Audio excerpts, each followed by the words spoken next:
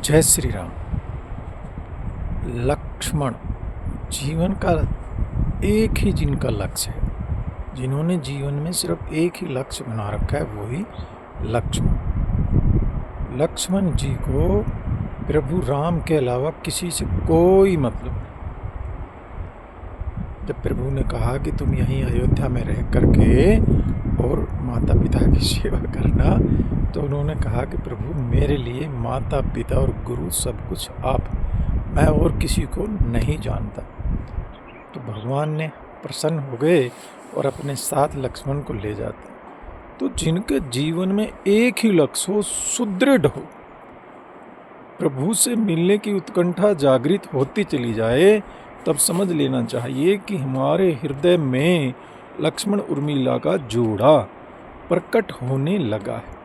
जब एक ही लक्ष्य है, परमात्मा के अलावा जीवन में और कोई लक्ष्य ही ना बच रहा है, और इधर से उर्मे हमारे में प्रभु से मिलने की उत्कंठा बढ़ती जा रही है। प्रभु कब मिलेंगे, कैसे मिलेंगे, कहाँ मिलेंगे, तो समझ लेना चाहिए कि उर्मिला शक्ति भी जागृत हो गई। क्योंकि जब आपके दिल में, जब आपके एक ही लक्ष्य हो जाएगा, केवल और केवल भगवान की प्राप्ति, तो फिर लक्ष्मण जी अकेले ही थोड़े आएंगे। लक्ष्मण जी की शक्ति भी उर्मिला के साथ में वो आएंगे। तो उर्मिला जी और लक्ष्मण जी का जोड़ा आपके दिल में प्रकट हो रहा है, इस बात का ये सबूत है कि क्या आपको प्रभु से मिलने की उत्कंठा दिनों दिन बढ़ती जा रही है। क्या आपका जीवन में एक ही लक्ष्य है? क्या जीवन में आपको सारे नाते प्रभु से ही, वो है ना, मुझे है काम ईश्वर से, जगत रूठे तो रूठन दे। तो क्या हमने संसार में सारे नाते अपने प्रभु से बना रखे? प्रभु ने भी कहा कि लोग कहते तो हैं तुम्हें माता च पिता तुम्हें बंधुश्च सखा तुम्हें, लेकिन ये सब दिखाने के लिए कहते हैं। एक दिन पहले भी हमने बताया था कि हमें वो होना है, दिखाना नहीं है।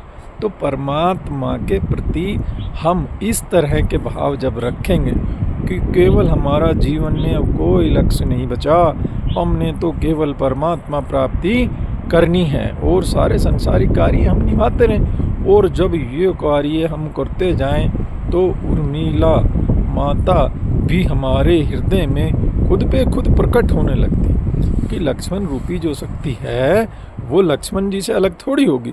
और लक्ष्मण का मतलब है लक्ष्य बनते ही हमारा आधा काम समाप्त हो जाता है।